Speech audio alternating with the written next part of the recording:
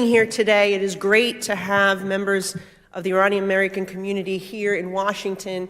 And as you could see, you have tremendous support from both Republicans and Democrats, and I'm very proud to be among those who have demonstrated that I stand with all of you to the point where Iran has sanctioned me. So I would like to say that I'm very proud of that badge of honor. But as you heard from my colleagues today, we are taking these threats very seriously.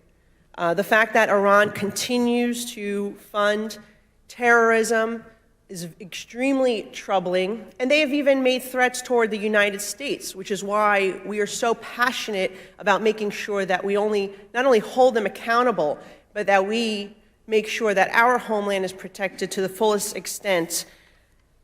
Not too long ago, one of my, not a constituent, she lives right outside my district, but many of you may know Mazi Al-Nahad, the reporter.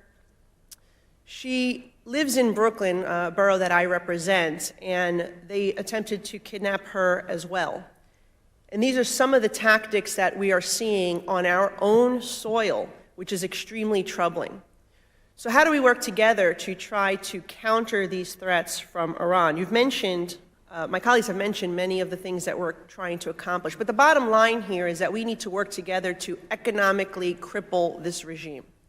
That is the only way we are going to make sure that the United States is protected, that our ally, that Israel is protected, and making sure that we don't allow this regime to prosper and to continue these acts of terrorism. I believe that the maximum pressure campaign under the Trump administration was working. It was economically crippling, and I think it was a mistake to reverse course on the progress that was made by the previous administration. And that is why my colleagues and I have introduced legislation to reinstate sanctions, to gut Iran's ability to fund terrorism throughout the region, to sanction the supreme leader, and to force the president to enforce sanctions on Iran's oil sales. That is what we need to do if we are serious about being tough on this oppressor. We are working also diligently, and we must, to make sure that the United States holds the United Nations Human Rights Council accountable. There's one thing that I have not heard mentioned here today. But the fact that Iran, one of the most egregious violators of human rights, can not only serve but be named chair of the Human Rights Council is an absolute disgrace. And we need to speak out, not just as Americans, but urge our partners across the world. Democracy, freedom-loving nations around the world must unite with us on that issue. I'm the daughter of a Cuban refugee, so I can relate to some of the hardships that your families have experienced, because my mother experienced them as well. She's a refugee, had to flee the country. But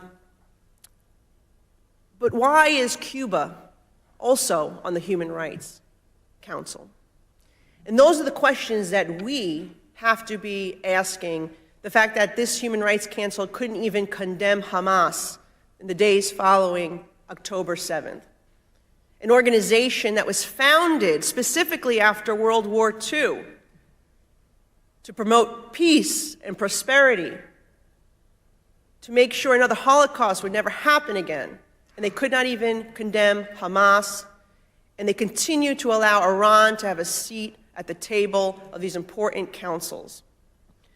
And that is why we're working with my colleagues to strip funding from them until we see some type of accountability.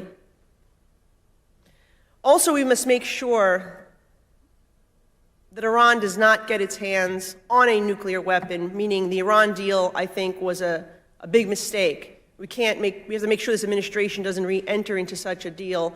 And certainly, if they choose to do so, Congress has the right to review and approve that deal, and that is the law, and it must not be violated by this administration.